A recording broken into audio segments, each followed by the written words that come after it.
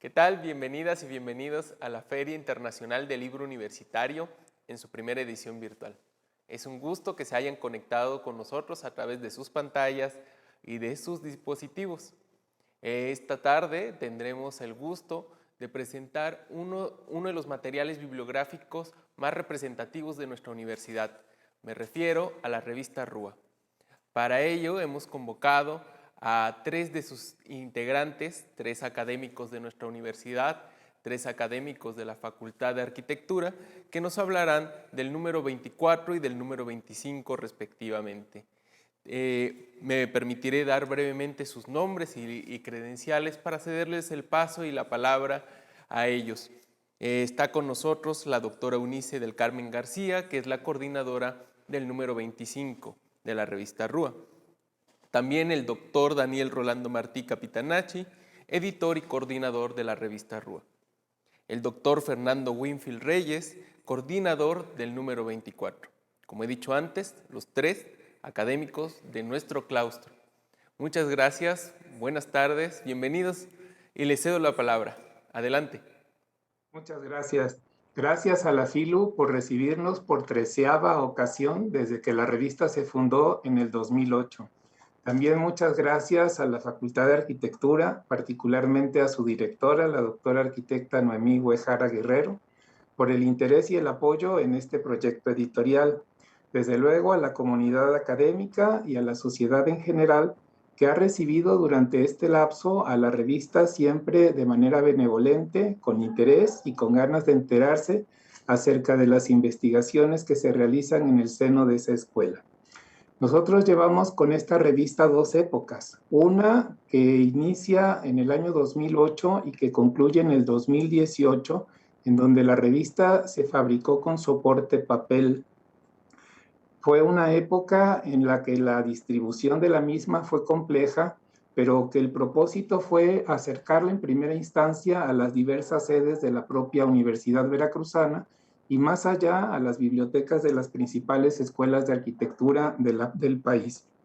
Ahora en esta segunda época estamos migrando, o de hecho ya migramos, a un soporte de carácter digital que nos permite mayores bondades y que tiene mayor beneficio en el sentido de la socialización del contenido de la revista. Si me permiten, les comparto una presentación.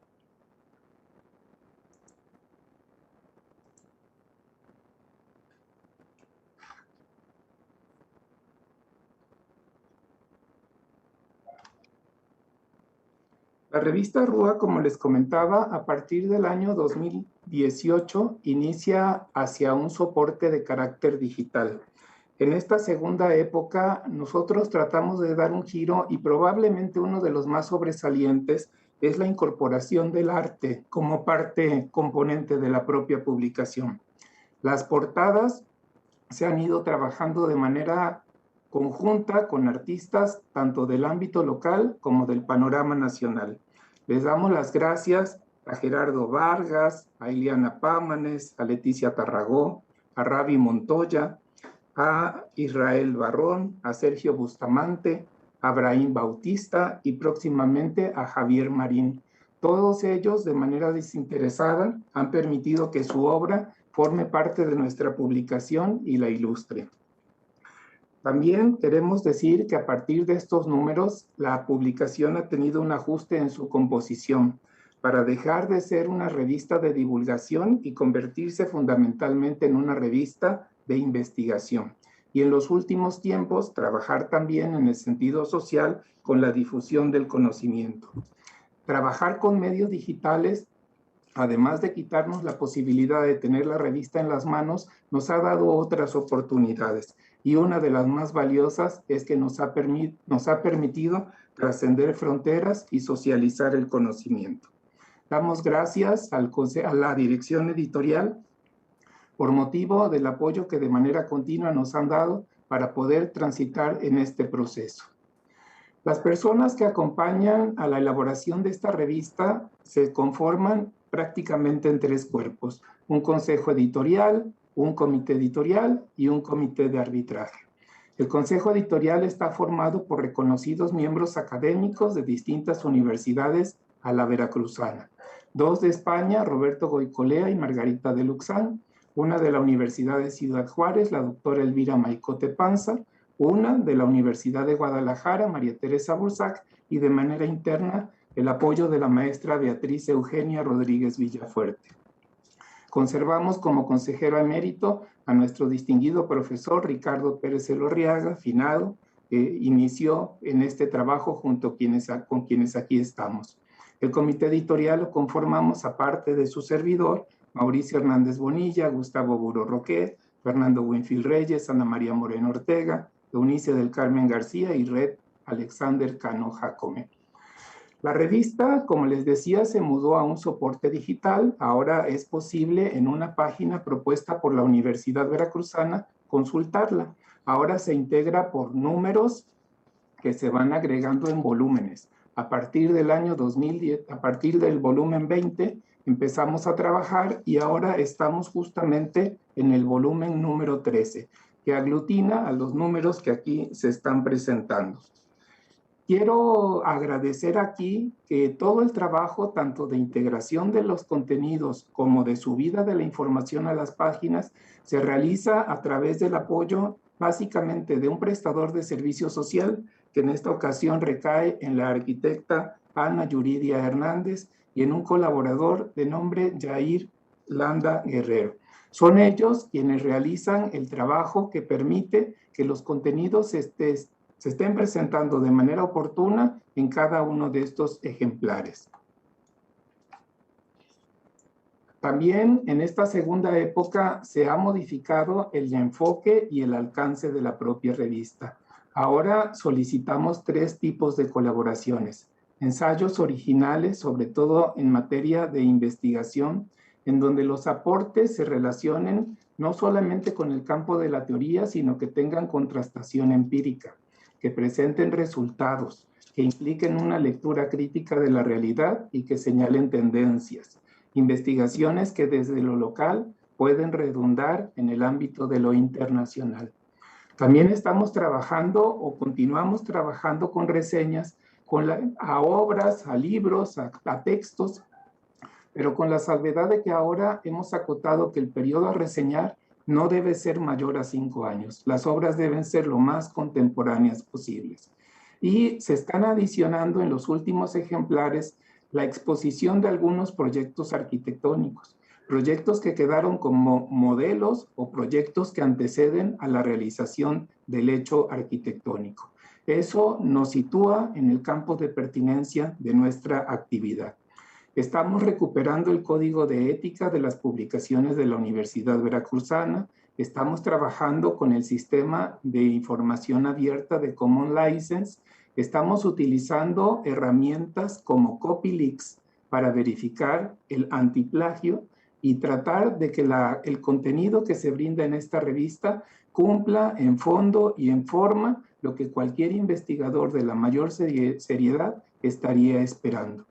También estamos trabajando ahora en la asignación de DOIs a cada uno de los artículos a propósito de que cuenten con un número propio de identificación.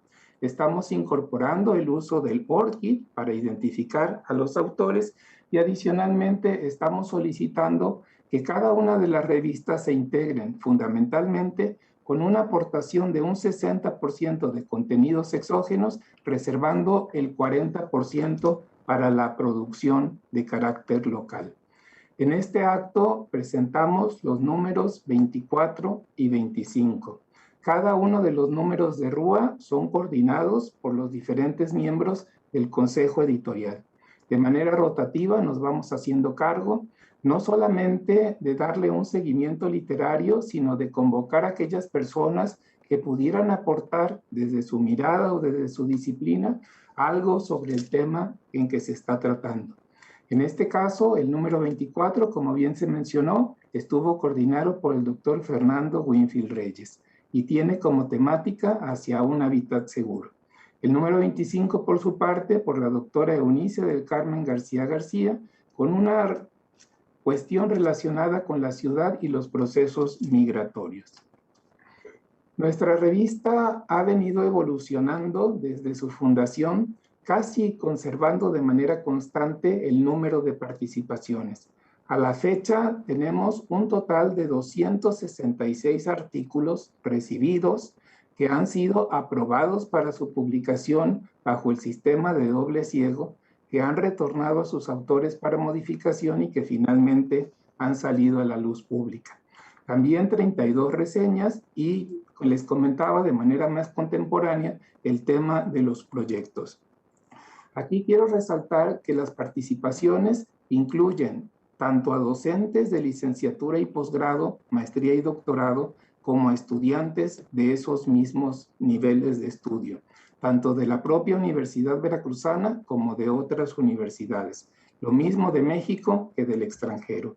El contenido de RUA incluye en algunos números participaciones de autores importantes que enorgullecen que hayan elegido a esta publicación para hacer allí el espacio en donde van a conocer su pensamiento y su obra.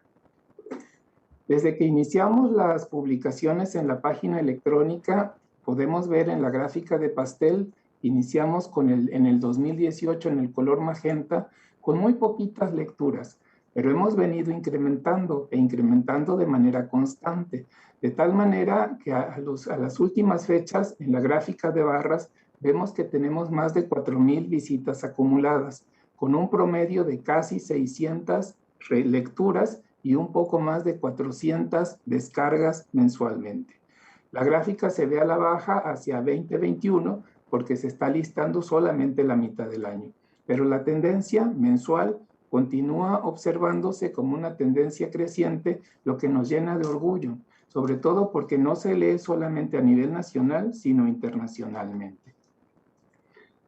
El número 24 que les va a presentar el doctor Fernando Winfield se relaciona con el tema del hábitat seguro. Nosotros como comité editorial nos reunimos de manera preliminar para establecer aquellas temáticas que desde el punto de vista del conocimiento disciplinar o desde la circunstancia nacional o la mirada extranjera pudiera representar un punto de inflexión o de interés para convocar a la entrega de papers. En este caso, el hábitat seguro circunstancialmente se pensó en forma anterior a la pandemia, pero coincidió con ella. En este caso, nosotros visualizábamos el hábitat seguro como una cuestión de seguridad personal, de seguridad patrimonial, de preservación de la vida o inclusive de los asentamientos humanos. Sin embargo, parte de los contenidos que les narrarán tienen que ver no solo con eso, sino inclusive con el habitar en medio de la pandemia. Por otra parte, y también en un momento distinto de México, en la observancia acerca de los movimientos migratorios de cara hacia Estados Unidos provenientes de Centro y Sudamérica, teniendo a México como territorio de paso. Pero no solo eso, sino también los procesos de migración del campo a la ciudad o del centro de la ciudad hacia las periferias o inclusive los movimientos interurbanos motivados por la búsqueda de mejores condiciones de bienestar. Acá, en este número, vamos a tener unas aproximaciones no solamente de carácter arquitectónicas o urbanas, sino inclusive algunas miradas centradas en el hombre, antropocéntricas, de tal suerte que la variedad de los artículos es importante. Estamos preparando el número 26, que va a aparecer el próximo 5 de julio, y acá sí es un número que estamos prácticamente relacionando con la pandemia y que trata con el tema de los entornos incluyentes, pero que la temática sea abierto a propósito de recibir cualquier contribución de gente que estuviera interesada de hacer del espacio urbano un lugar más equitativo, más justo y socialmente con mayor accesibilidad. Para próximas presentaciones, y aprovechamos este espacio que generosamente se nos brinda, hemos considerado que resultan temas pertinentes el movimiento moderno en México para la RUA número 27, que cubriría el primer semestre del próximo año, vivienda y medio ambiente para el segundo semestre y procesos urbanos situándola hacia el año 2023. Para mí es un orgullo estar nuevamente en la FILU y permitirnos y compartir con ustedes este espacio para presentar el contenido de nuestras revistas. Sin más, le doy el uso de la voz al doctor Fernando Winfield Reyes. Muchas gracias, Daniel. Quisiera, iniciar mi presentación del número 24, compartiéndoles la pantalla en relación a los trabajos que se han venido presentando.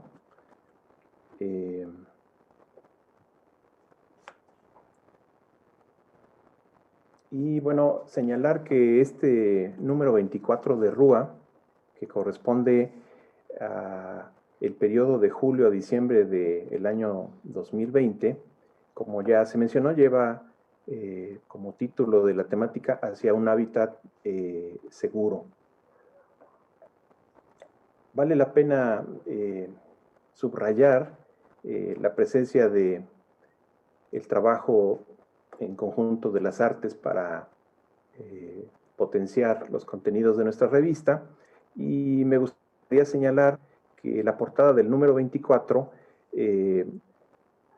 estuvo a cargo del profesor Brahim Bautista, que nos remite a la posibilidad utópica de un espacio complejo del futuro. Este trabajo ha sido titulado por Brahim Bautista como Urbanismo 65. Antes de entrar a la presentación de los contenidos, me resulta muy grato, como coordinador de este número, hacer un público reconocimiento a los integrantes del comité editorial, del respectivo consejo editorial y del panel de nuestros árbitros externos, que ya han sido listados en sus integrantes por parte de el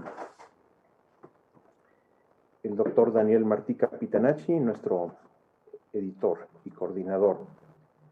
Y para este caso, pues decirles que se incluyen, además de una presentación sobre la temática, 7 artículos, 2 proyectos y una reseña producto de una traducción.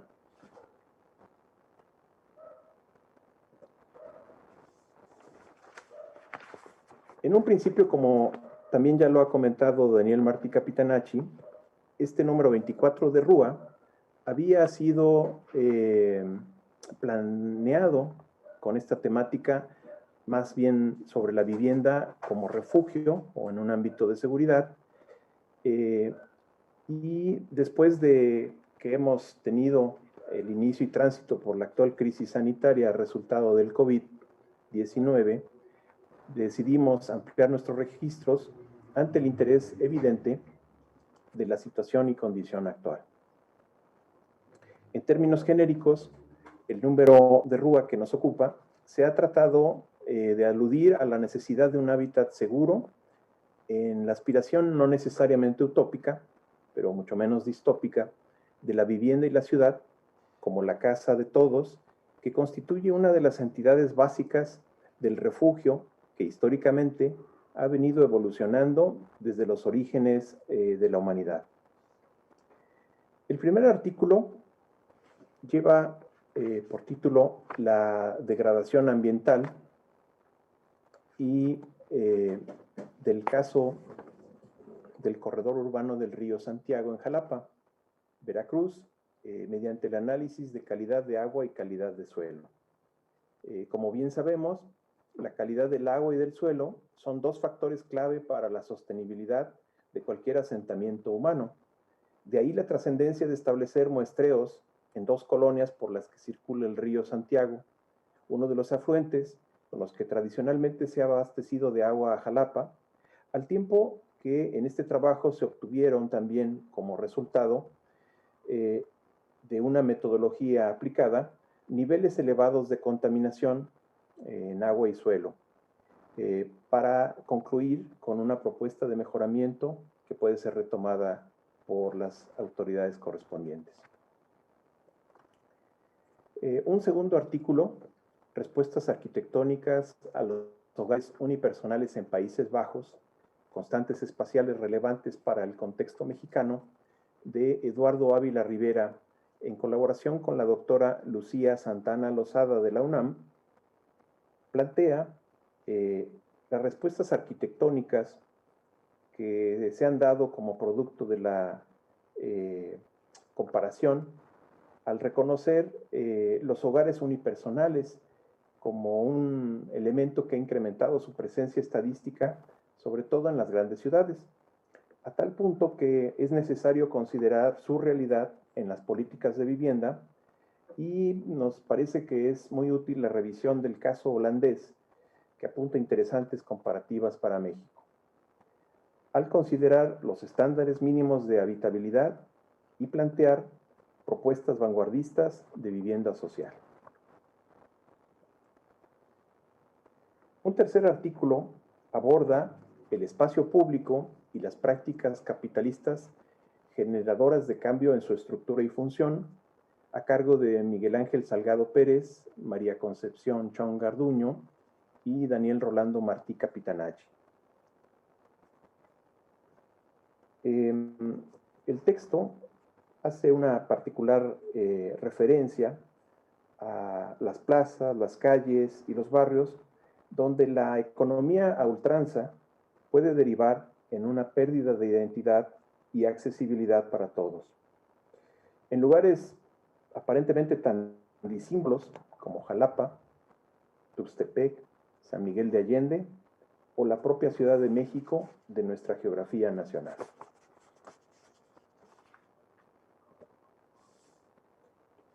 El cuarto artículo, sobre movilidad urbana y seguridad vial, condiciones de accesibilidad en las calles contemporáneas, de Daniel Arturo Guerrero Hernández y Daniel Rolando Martí Capitanacci, explora la definición de la accesibilidad universal, concepto que ha ido profundizando para incorporar nuevas necesidades, teniendo como énfasis la calle completa, es decir, un conjunto de vialidades que articulen recorridos de una manera segura para todo tipo de usuarios, buscando reducir la brecha inequitativa entre las obras de infraestructura y el derecho a la ciudad. En el quinto artículo se hace un recuento de la importancia que para el movimiento moderno. En un momento recuperamos al doctor Fernando Winfield, que nos estaba hablando sobre el número 24 de la revista Rúa. No sé si guste hacer un comentario adicional, doctor Martí Capitanacci, en lo que recuperamos al doctor Fernando Winfield en torno al número del que venía hablando el coordinador del número. Claro, como le comentaba, el número se gestó por lo menos con año y medio de anticipación en su temática. Nosotros, cuando como comité editorial pensamos en incluir esta cuestión de los entornos seguros, pues más bien lo relacionábamos a cuestiones relacionadas como las inundaciones, los deslaves, la percepción de inseguridad por motivo de género, inclusive cuestiones de carácter personal y patrimonial. Nunca creímos que iba a coincidir con un momento en el que era necesario reconsiderar el papel que juega la arquitectura y el urbanismo de cara a cuestiones sanitarias. Y de repente se convirtió en un catalizador de todas las propuestas de algunos investigadores que tenían el interés de que justamente la labor arquitectónica y urbanística contribuyera de la mejor manera al no contagio de este virus tan terrible. Cuestiones de carácter urbano como la densidad o la aglomeración de viviendas son tratadas acá. Fernando Winfield ya con nosotros, vamos a dar un poco de tiempo para que él vaya volviendo a compartirnos su material que nos venía enseñando. Entonces no sé si ya podremos contar con la participación una vez más, interrumpida por estos detalles técnicos que tenemos a través de las transmisiones, con el doctor Fernando Winfield, que nos venía hablando justo del número 24 de la revista Rúa. Sigamos dándole un poco de tiempo porque está justo tratando de compartirnos su presentación. Hasta ahora hemos escuchado la participación del doctor Martí Capitanacci y una vez más Pasamos con el doctor Fernando Winfield, a quien ya lo tenemos. Mencionaba yo que el quinto artículo de este número 24 de RUA, que se editó sobre la temática de hacia un hábitat seguro, reconoce también la importancia de los mercados públicos municipales y en particular aquellos que forman parte del movimiento moderno en Jalapa. Mencionaba yo que en la Ciudad de México se pueden reconocer ya mercados modernos a partir de la década de los años 1930, como es el caso del mercado Abelardo L. Rodríguez, o unas décadas más adelante, también en la Ciudad de México, el complejo de mercados de la Merced, que se desarrolla en la década de los años 50 y 60, y que de alguna manera tienen un impacto en la forma en que se concibe el comercio a esta escala en otros contextos que incluso podríamos considerar más cercanos, como el puerto de Veracruz. En ese sentido, estos referentes nos permiten entender también cómo los ejemplos de Jalapa plantean algunos aspectos originales. Vale mucho la pena mencionar el mercado Unidad Veracruzana, desarrollado a inicios de los años 40 en el puerto de Veracruz, o el mercado Hidalgo, como dos posibles antecedentes de este trabajo de recuperación de un material historiográfico original en relación a tres mercados de la época moderna en Jalapa, que son el mercado Jáuregui, los Sauces y la Rotonda. Este último mercado, incluso inaugurado por el presidente Adolfo Ruiz Cortines en el año de 1959. La sexta colaboración, que tiene por título La tradición mexicana contra la modernidad, el debate y la búsqueda de un hábitat seguro, del arquitecto Enrique del Moral, entre 1946 y 1963, nos habla de un texto que se desprende de la tesis de doctorado de Eunice García García, que utiliza como metodología de análisis las pautas de investigación del Grupo FORM de la Escuela Técnica de Arquitectura de la Universidad Politécnica de Cataluña en Barcelona, mostrando su vigencia no solo para edificios modernos, en este caso mexicanos, sino incluso la relación con proyectos contemporáneos. La séptima colaboración lleva por título Habitar la vivienda en cuarentena, quédate en casa. Es producto de la colaboración de Selene Galeana y de la doctora Esther Maya, donde se particulariza un análisis sobre la vivienda de interés social, así como popular, sus cambios y adaptaciones desde el ámbito inmediato de nuestra vida individual y colectiva en esta pandemia que nos ha afectado y que esperemos no resulte una situación irreversible.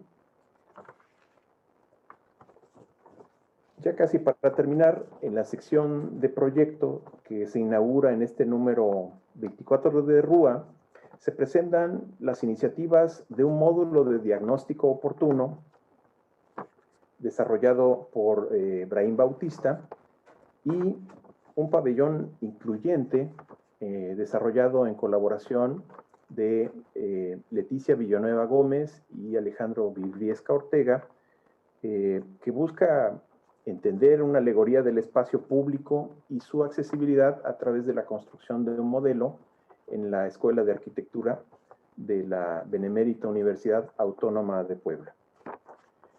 Last but not least, como se dice en inglés, Alfonso Rodríguez Pulido nos ofrece una traducción de un texto clave de Philippe Boudon, intelectual de la arquitectura, sobre la ética y la educación de los arquitectos, que es siempre pertinente y actual. En suma, les invitamos a consultar, leer y descargar los contenidos de su interés ya referidos. Y a continuación se presentará el número 25 a cargo de la doctora Eunice García García. Muchas gracias. Buenas tardes. Buenas tardes a todos los que nos ven desde Facebook Live.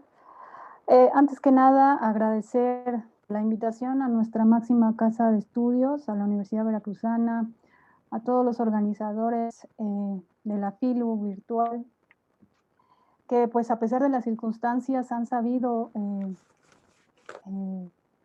enfrentar las adversidades y han permitido pues crear este espacio virtual en el que nos hemos convocado el día de hoy.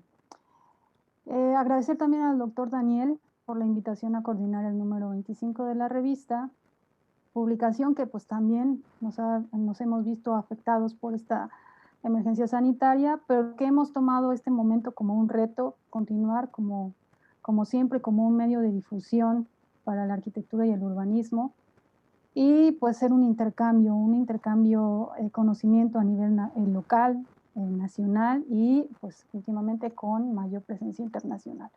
Me voy a permitir compartirles pantalla para mi presentación.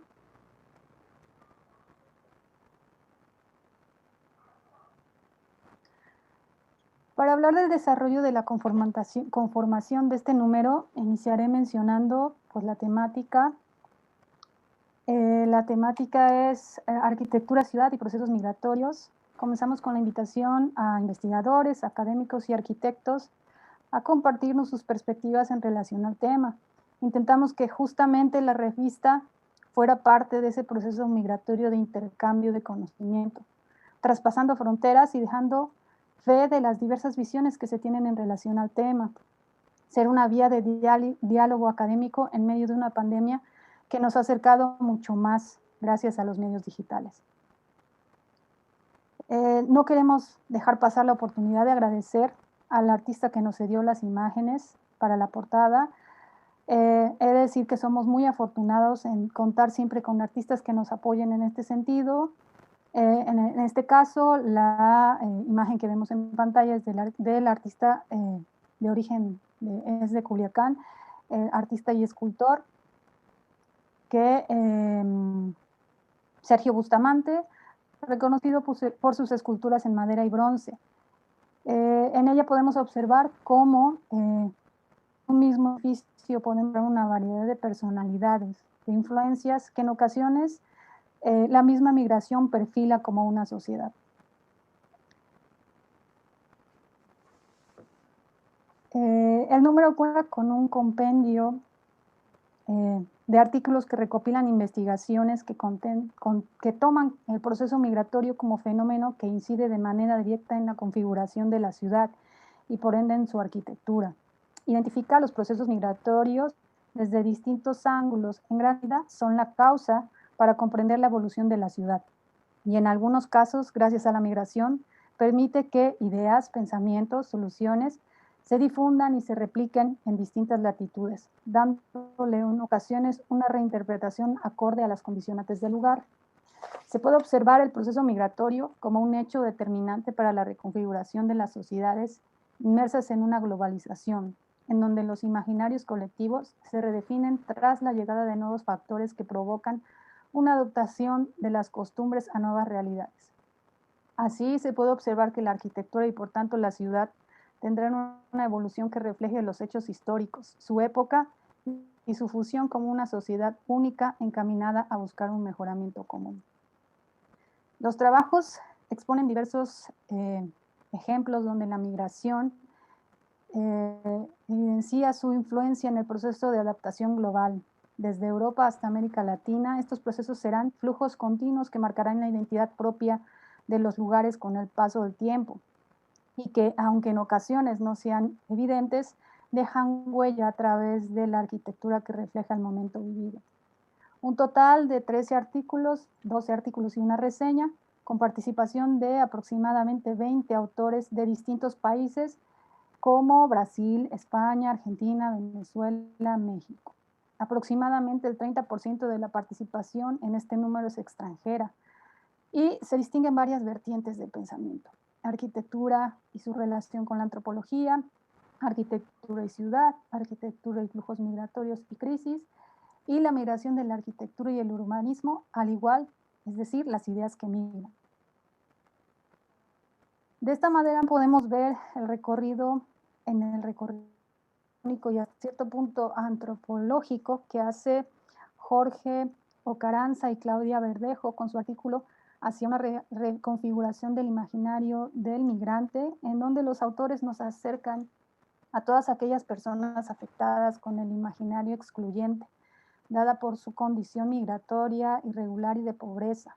La llegada de caravanas de migrantes reveló la grave falta de empatía de la sociedad, generando rechazo, desconfianza y exclusión.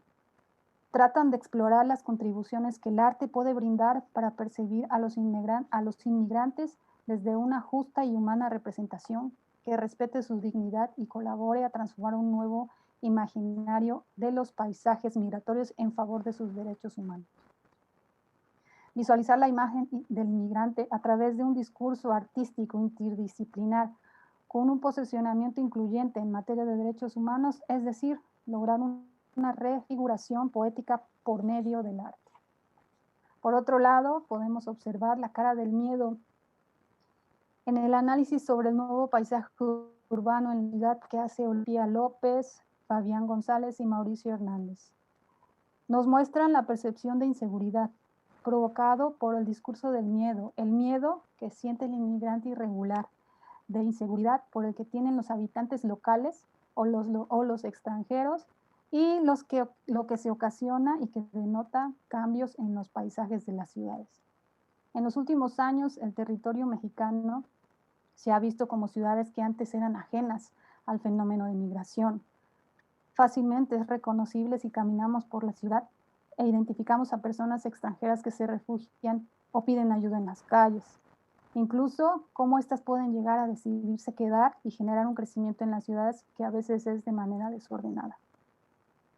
México es especial por su posición geográfica, haciéndose paso obligatorio para los migrantes del centro y sur de América en su paso hacia Estados Unidos, pero ahora también se ha convertido en receptor y tránsito y país de retorno. Asimismo, podemos identificar las implicaciones afectivas que se dan entre los lugares y las personas desde la perspectiva de Daniel Guerrero y Daniel Martí. Ellos nos ofrecen un repaso de las condicionantes de la vinculación afectiva entre los individuos y los lugares en procesos migratorios en el contexto contemporáneo mediante el abordaje de algunos planteamientos teóricos sobre los procesos de construcción de tales vínculos. La reflexión que nos presentan explica la experiencia del migrante al cambiar su lugar de residencia, la cual se puede entender en dos partes. La primera relativa a la inmigración, los cuales desarrollan el sentido de pérdida al experimentar personas que por una causa u otra se ven obligadas al origen. La segunda, se analiza la manera en que los migrantes se apropian de los nuevos lugares de residencia, desarrollan un sentido de apego a ellos. Con el trabajo de los flujos de las crisis económicas, posibilidades de un nuevo programa arquitectónico global, vemos a través de los ojos de Manuel Rivas los flujos migratorios que provocan las crisis económicas y su implicación en la arquitectura y en la ciudad. Nos muestra unas reflexiones sobre la situación actual de las ciudades y los flujos migratorios. Coloca su mirada no solo en los procesos que se dan a escala mundial, sino sobre todo en factores que los provocan, las crisis sociales, económicas, la sanitaria que estamos viviendo actualmente. Y nos plantea una pregunta: ¿y los arquitectos qué hacemos para resolver este problema? Las ciudades deben de responder a la necesidad cambiante producida por la llegada de inmigrantes de un lado a otro. De ahí que albergues, campos de acogida deban de tener una mejor calidad en términos formales y espaciales que ayuden al bienestar de las personas que reciben. Es tiempo de que la arquitectura mire hacia estos flujos migratorios como una posibilidad concreta para desarrollar nuevas formas de entender y solucionar la problemática social. Así como el ejemplo que muestra Jaime García Lucía con La Bestia Cultural, en donde la reinterpretación de elementos arquitectónicos se vincula con la migración del sur al norte de América Latina. Jaime nos muestra un breve ensayo de un desarrollo de una investigación proyectual cuyo objetivo fue la intervención y eventual recuperación de una estructura edificada en la ciudad de Villazueta, Veracruz, a principios del siglo XX. La elección del lugar tiene que ver con el tren de inmigrantes llamado La Bestia, de ahí su nombre en el artículo, y el contexto del lugar permite fusionar en cierta forma los conceptos de la migración con la ayuda comunitaria que es tan necesaria en estos lugares. La propuesta se desarrolla con la rehabilitación de las edificaciones abandonadas, dándole un nuevo uso en beneficio de los migrantes que pasan cerca del lugar.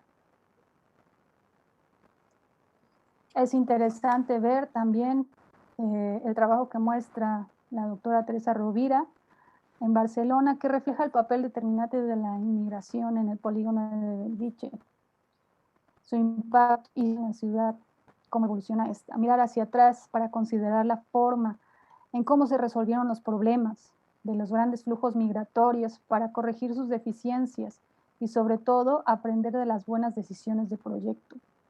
Partiendo de esta premisa, nos muestra el estudio del caso del polígono de Bellviche, un conjunto de vivienda realizado en la ciudad de Hospitalet de Llobregat, municipio conurbado actualmente a la ciudad de Barcelona, y construido en su momento para albergar a grandes flujos migratorios que con el desarrollo industrial motivaron la llegada de un gran número de familias procedentes del centro y sur de España.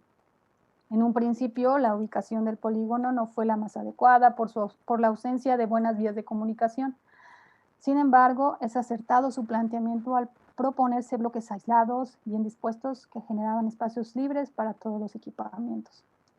La vivienda que refleja las premisas del movimiento moderno, si bien es en un primer momento la prematura por su construcción y la falta de presupuesto, obvió la inversión en espacios exteriores, así como la construcción de cierto equipamiento.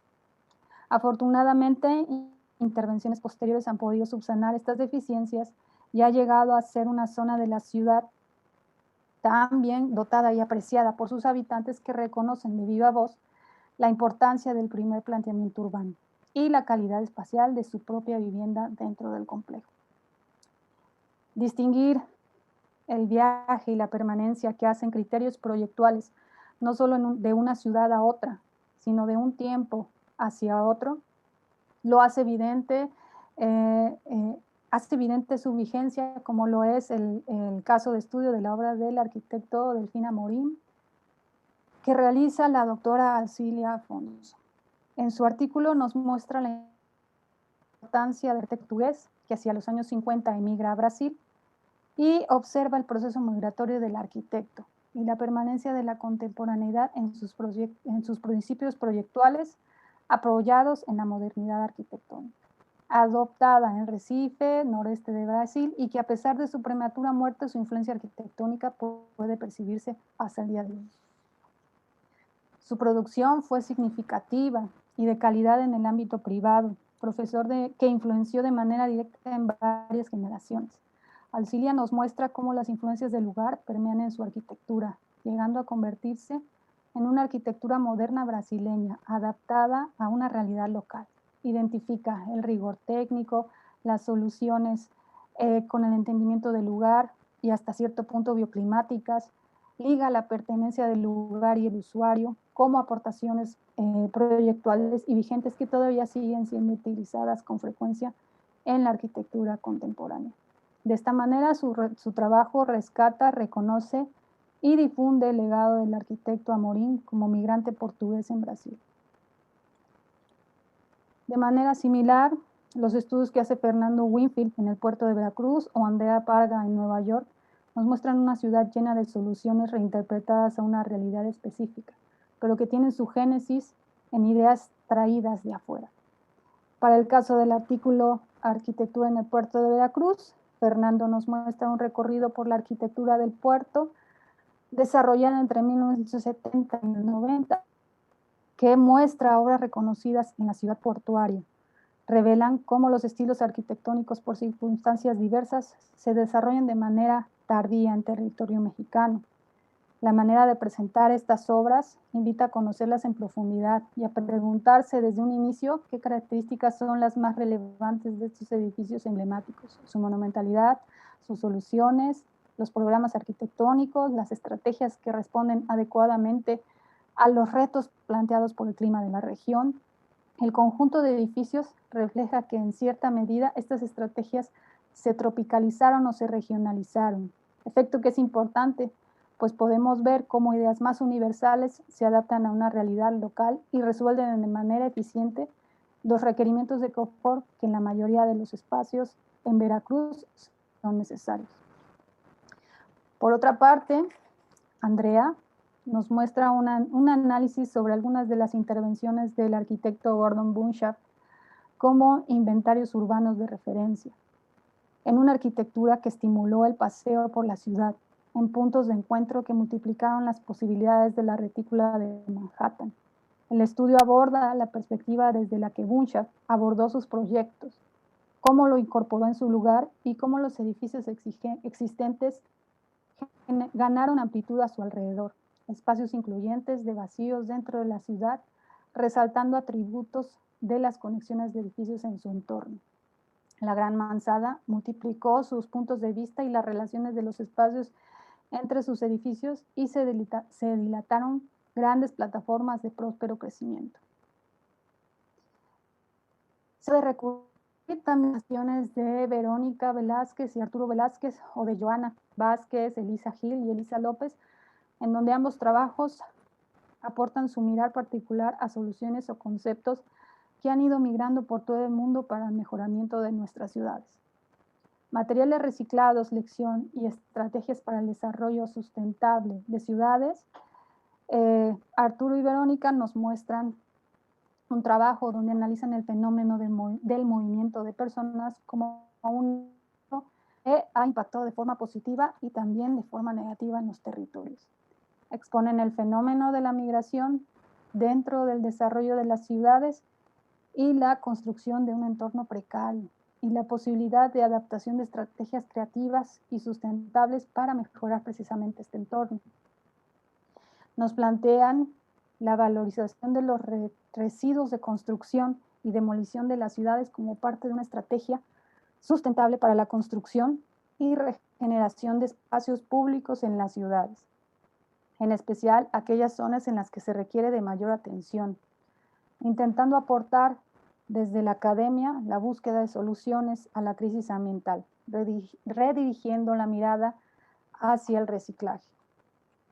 En acupuntura, en la cuarta piel, los estímulos nerviosos que transforman la ciudad y la forma de habitarla, Elisa, Joana y Elisa López ponen en manifiesto una serie de temas que se ven afectados por la acupuntura urbana. La influencia que genera a un nivel no solo social, económico, político, resalta y revela resultados positivos que tratan de subsanar el tejido social en su conjunto. Podemos entender a la ciudad también como un organismo vivo, conformado por su sociedad, una estructura urbana, unas redes de sistemas que funcionan como un mecanismo de engranaje.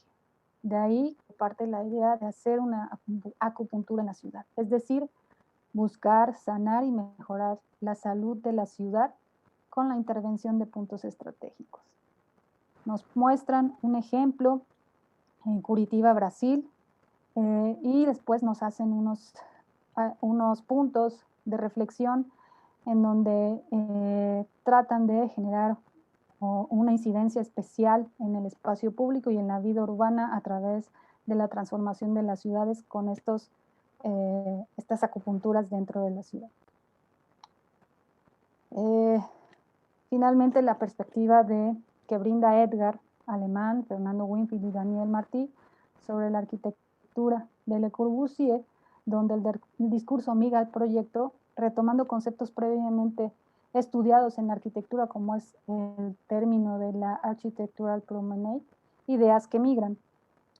Con el trabajo de Edgar, Fernando y Daniel, lo que se pretende es abordar algunos aspectos de la perspectiva, de la percepción en la arquitectura a partir de la arquitectura prominente de Le Corbusier. Con su primo Pierre Jeanneret realizaron el primer proyecto de la Villa Meyer en 1925.